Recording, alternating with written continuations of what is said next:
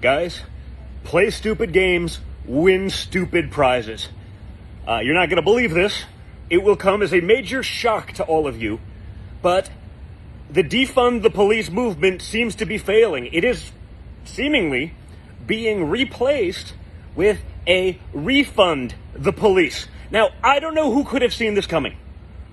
I have no idea who could have predicted that cutting police budgets would lead to increased crime in major cities across America.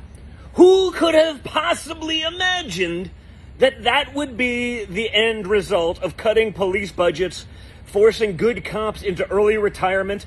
But this is exactly what's happened. LA County wants to increase their police budget by $36 million because of a large spike in crime after the defund the police movement took place. I'm shocked. I had no idea. I mean, getting rid of the police that are patrolling areas that are infested with crime, I can't imagine that was not effective. How stupid are these people?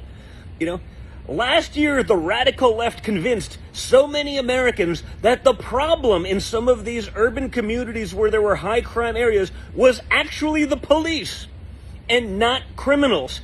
And morons, and even morons on the right, went along with it because they were too afraid to be called a name. They were too afraid to be called something terrible that has nothing to do with the conversation at hand, for not blindly going along with something that any moron, frankly, any kindergartner could tell you would not be a winning strategy.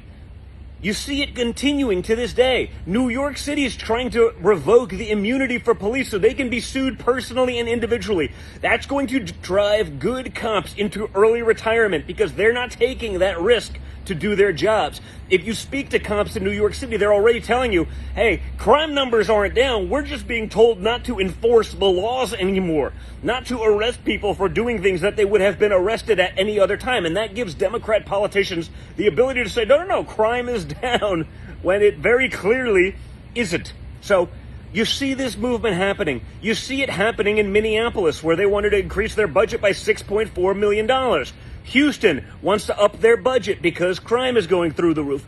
Portland's own mayor, the arsonist of some of these riots and the original person encouraging some of this stuff, is calling for an increase in police budgets and wants more police on the streets because their idiocy has not worked. Again, folks, the inmates are now running the asylum. The arsonists are calling the fire department.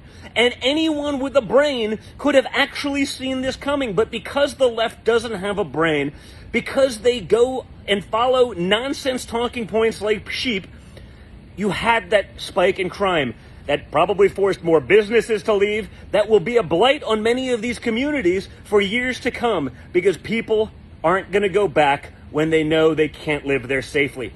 Stop being stupid. Stop blindly following it. Stop worrying about that the left's going to call you a name and therefore you have to do something that you know is absolutely asinine, because you don't have to do it. You can think for yourself, because that's the wonderful thing about living in America.